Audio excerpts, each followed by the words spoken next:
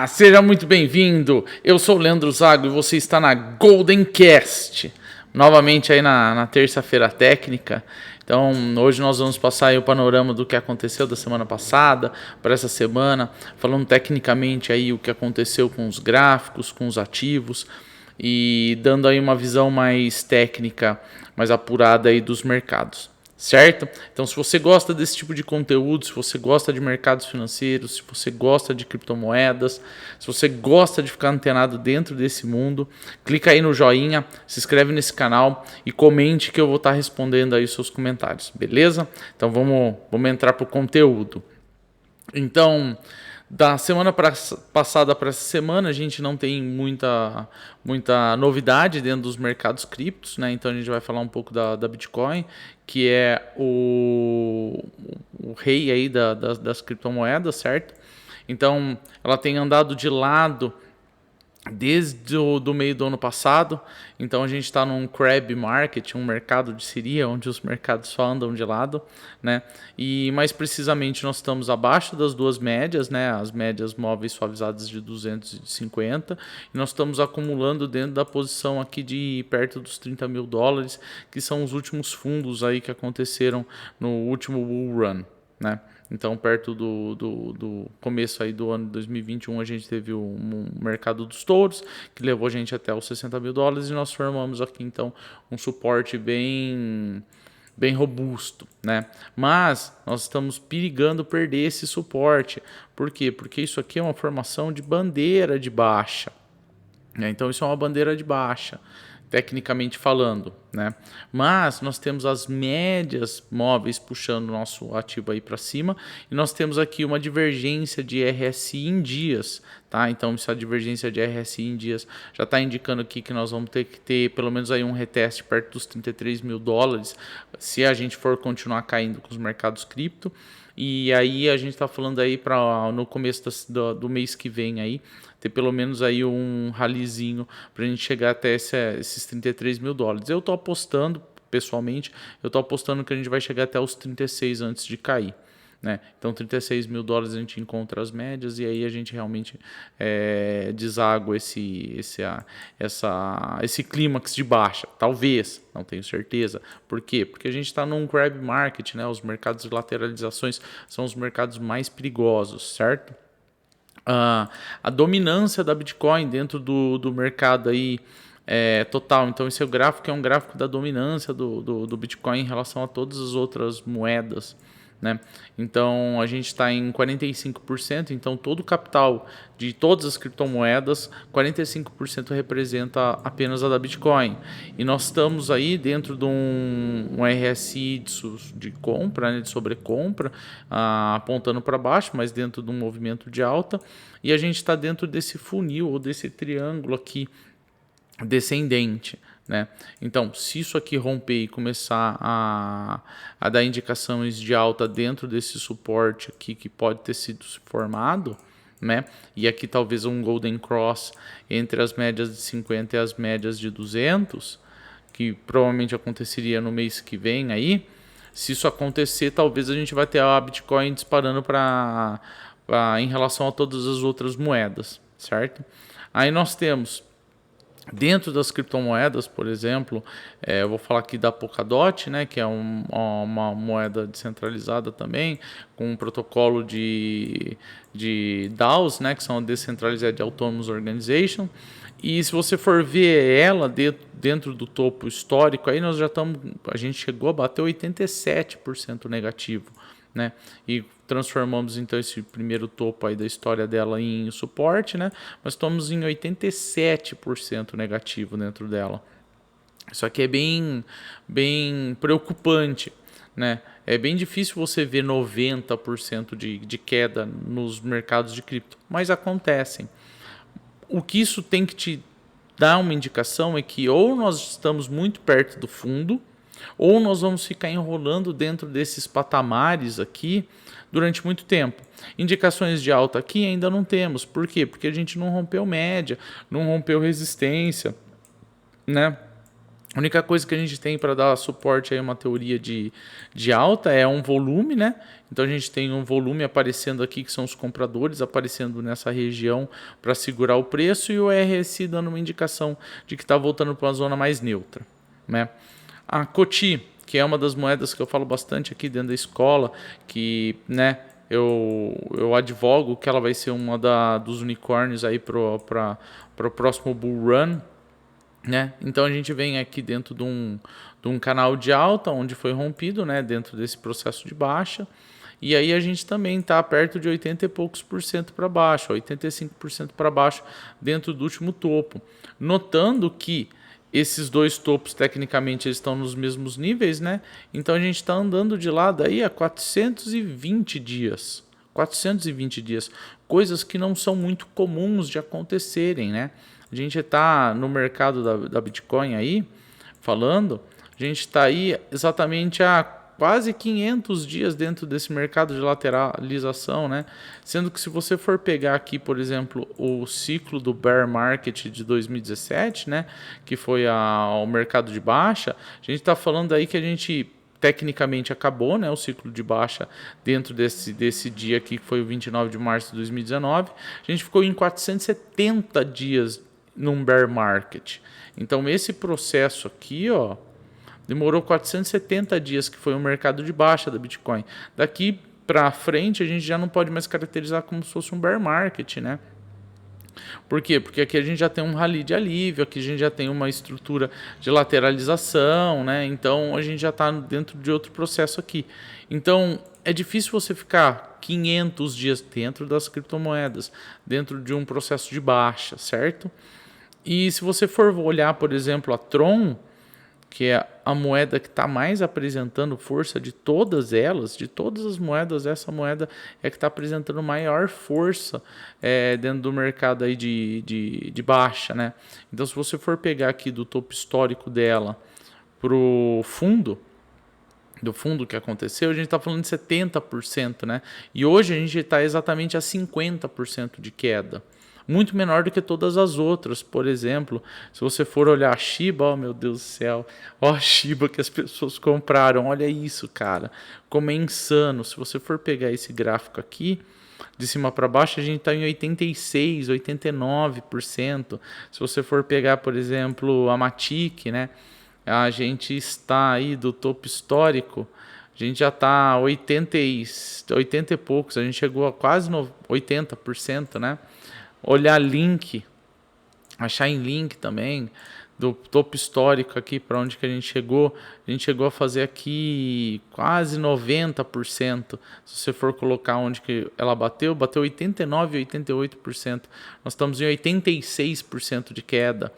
Kusama, se for olhar Kusama aqui do topo histórico dos 500 e tantos dólares, não mais, foi mais, do topo histórico dela até onde nós estamos, 87%, estamos em 86%. Então a Tron com 50%, né, a Tron, a TRX, né, é uma moeda criptográfica que está apresentando alta resistência a esse mercado de queda.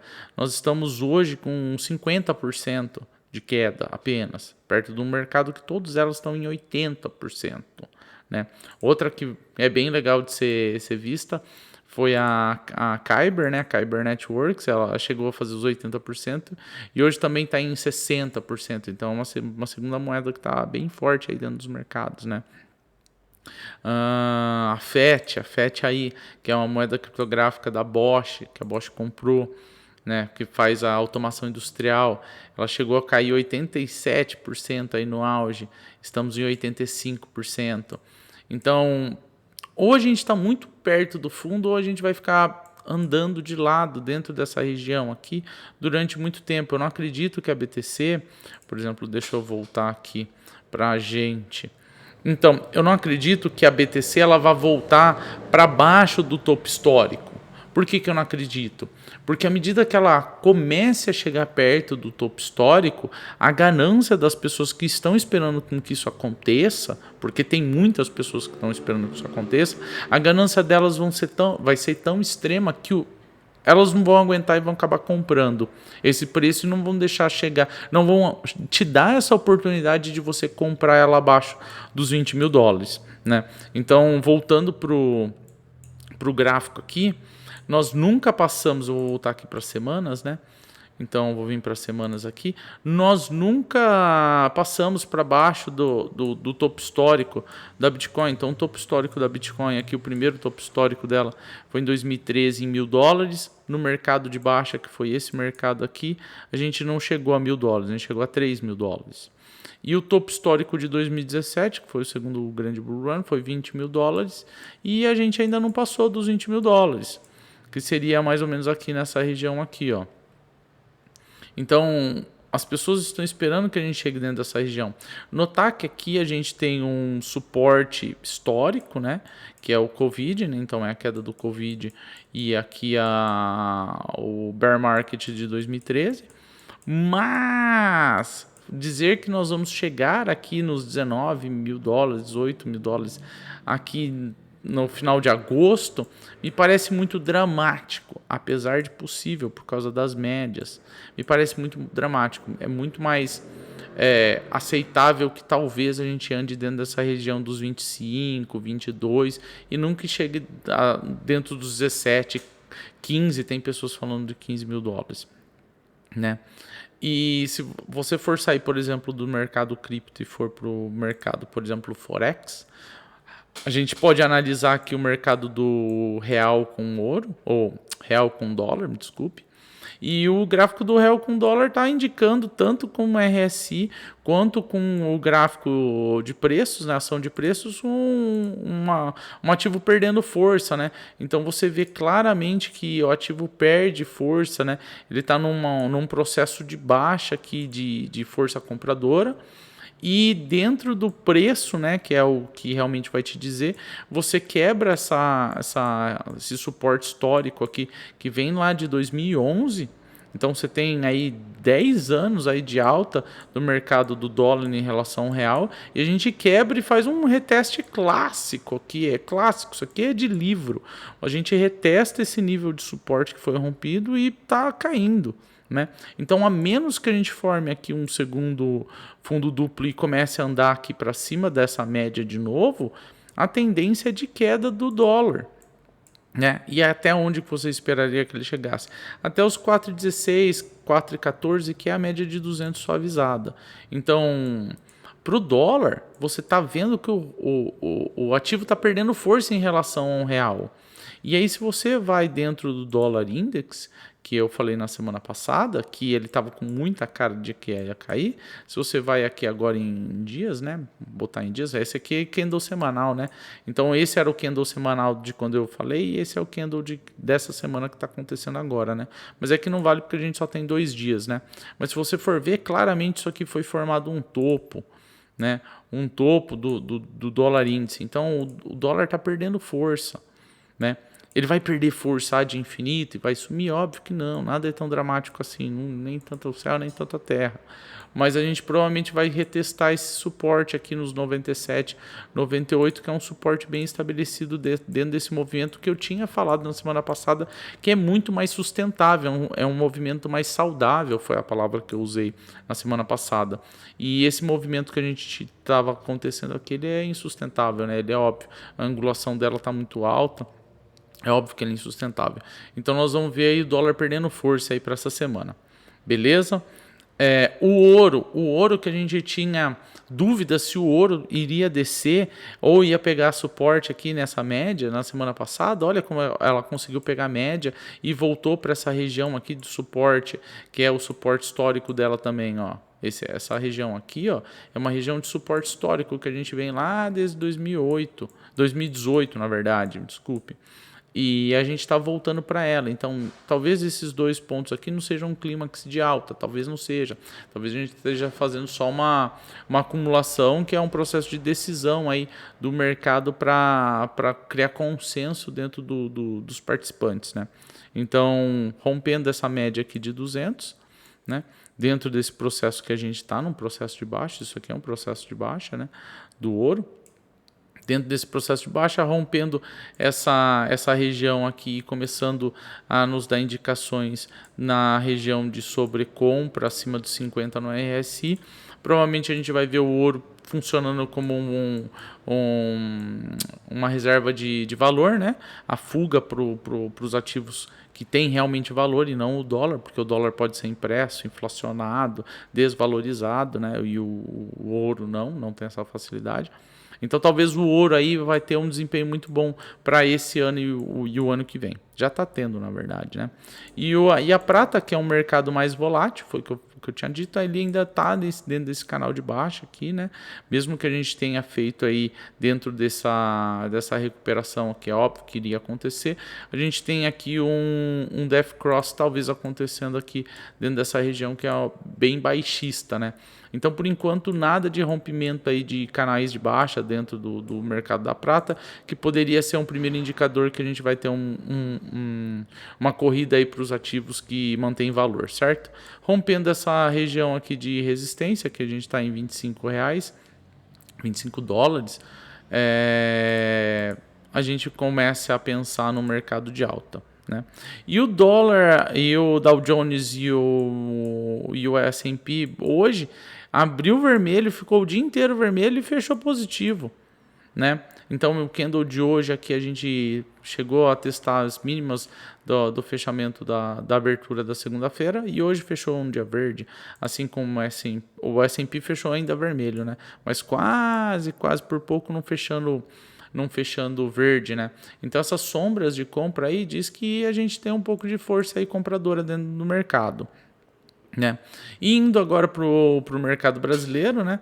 Então a gente gosta de falar mais de cripto aqui na escola, a gente gosta de falar mais do mercado americano, mas a gente também fica de olho no mercado brasileiro, porque o mercado brasileiro tem muitas oportunidades. Se você é uma pessoa que gosta de acompanhar as empresas brasileiras, né? Então a gente está onde que a oportunidade está, né? Então vamos para o mercado brasileiro aqui. Então no mercado brasileiro a gente tem a Bovespa, né? A Bovespa funcionando aqui como se fosse um mercado de acumulação dentro desse processo de recuperação aqui que aconteceu do Covid, né? Então essa faixa inteira aqui, ó, essa faixa inteira aqui é um processo aqui de acumulação dentro desse mercado. Então a gente tem, é como se fosse um respiro dos touros, né? A gente fez um canal de alta aqui bem grande durante muito tempo, né? E os touros, eles precisam dar uma descansada, dar uma respirada. Então, a gente teve o evento do Covid e agora a gente está dando uma respirada aqui, né? E o que parece é que a gente pegou realmente suporte aqui de novo dentro dessa região de fundo aqui, né? E a gente está pronto para começar um próximo movimento de alta, né? E olhar as empresas brasileiras que a gente gosta de olhar. Então, por exemplo, a Camil. A Camil é legal de olhar. Por quê? Porque ela é uma indústria de comida. E o que isso tem a ver com uma indústria de comida? A Camil é do arroz. O que isso tem a ver? Pô, eu posso investir em arroz? É claro que você pode investir em arroz. E ao invés de você comprar commodity, você pode comprar empresa. E a gente tem um papo aí dentro do mundo falando que talvez vai faltar comida, né? Por causa da guerra, por causa dos transportes. E se vai faltar comida, quer dizer que a comida vai ficar caro. E se a comida vai ficar caro, quer dizer que as empresas que vendem comida vão ganhar dinheiro. Então prestar atenção aqui na Camil. A Camil é uma empresa que vende produtos alimentícios, né? A gente fez uma onda de alta aqui e a gente está no processo de correção. Assim que ela conseguir pegar aqui suporte e começar a entrar num processo de alta de novo, o que não ainda está claro, isso só vai ficar claro quando a gente subir para cima das médias aqui e formar um suporte assim, né? Isso aqui é uma oportunidade única de você estar comprando, né? Outra que é bem legal, que vale a pena você estar olhando aqui, é a Neo Energy. A Neo Energy, ela divulgou os balanços dela de lucro e prejuízo e nossa, é absurdo de você ver nesses últimos 5 anos aí que ela tem se estabelecido no mercado, ano após ano ela está tendo lucro. cada vez mais lucro líquido, né? Então a Neo Energy é uma empresa de energia sustentável, que a gente sabe que é a tendência para o futuro, e ela está formando aqui como se fosse um fundaço arredondado aqui, ó, como se fosse um mega fundo arredondado gigante. Então, energias renováveis é uma tendência, ela está com uma cara ótima, acabou de fazer um Golden Cross aqui entre as médias, ó, acabou de funcionar um Golden Cross aqui, coisas maravilhosas de você estar vendo, certo? Então, para o mercado brasileiro é isso, vou acabar trazendo mais dicas para vocês, se vocês gostarem de mercado brasileiro. Né? E fique ligado que toda terça-feira tem terça técnica. Você tá na Golden Cast, eu sou Leandro Zago. Valeu!